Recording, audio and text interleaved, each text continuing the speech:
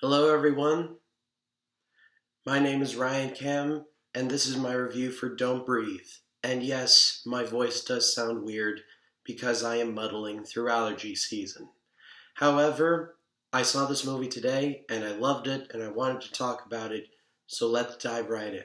So the story goes that these three teens rob houses to get money to get out of their crappy living situations.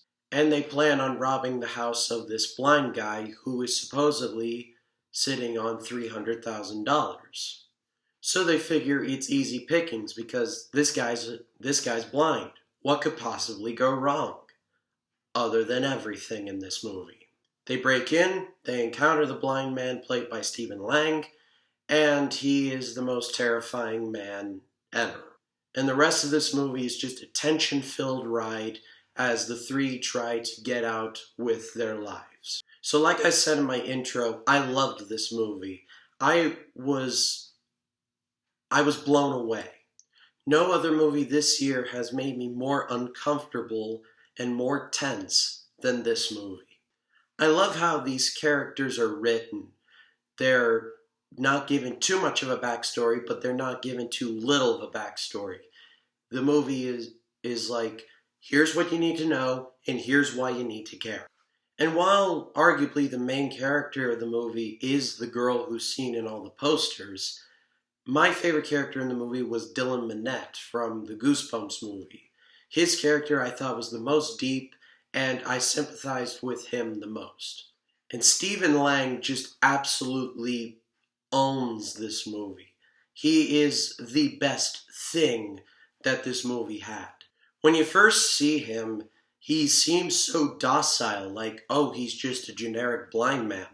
But when he gets into action, you're just like, oh. And then as the movie goes on, you're just like, oh my god. That was my expression for about the last 2/3 of the movie.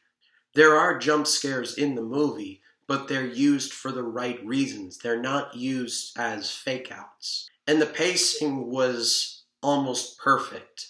This movie nailed the runtime on the dot. It was 90 minutes, it was in and out. I loved it.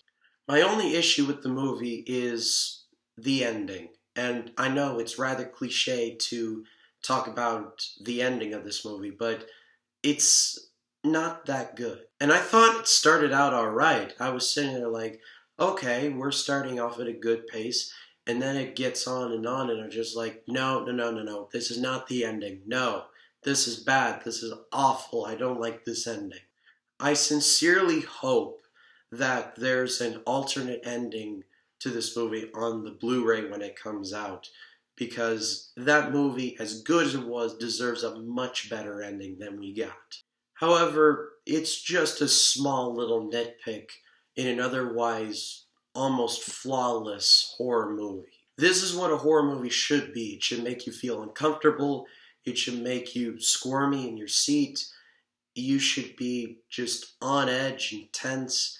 This movie is almost perfect except for the ending. So go check it out. And that was my review for Don't Breathe. If you liked this video, please leave a like on the video and also subscribe.